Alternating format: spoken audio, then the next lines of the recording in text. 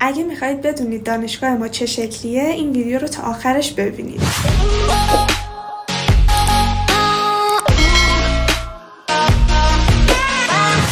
سلام به چنل یوتیوب من، خیلی خوش اومدین. آقا این تور دانشگاه رو ما باز همون اوایل ترم رفتیم. اگر میبینید اونجا موهام آبیه توی ویدیوها واسه همین الان دیگه رنگش رفته.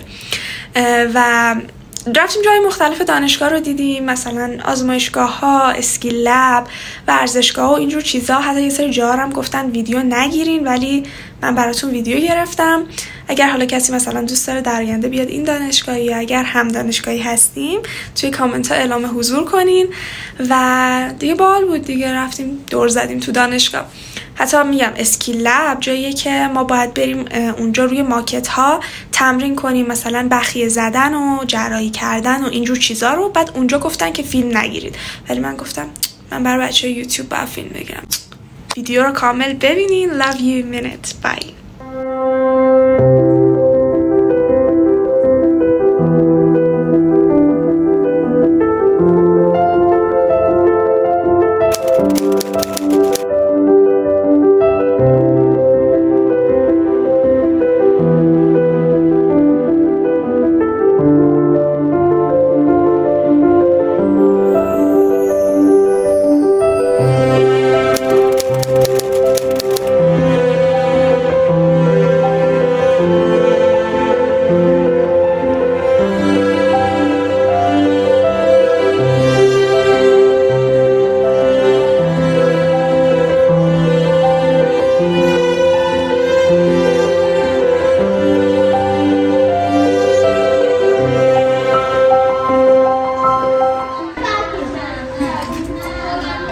کسی مثل من که قدش کوتاهه بدون اینکه خمشه رد میشه اگه قدش کوتاه باشه.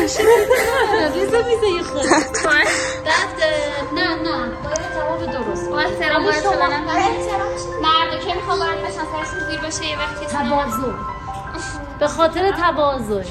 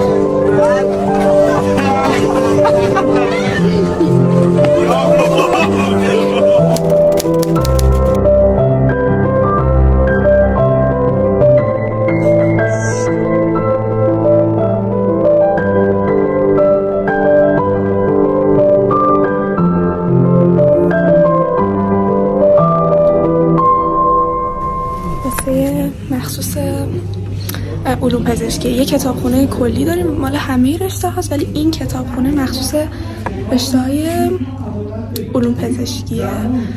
کن رشته غدد و متابولیسم، گوارش. خوشم میاد، انرژیش باحاله.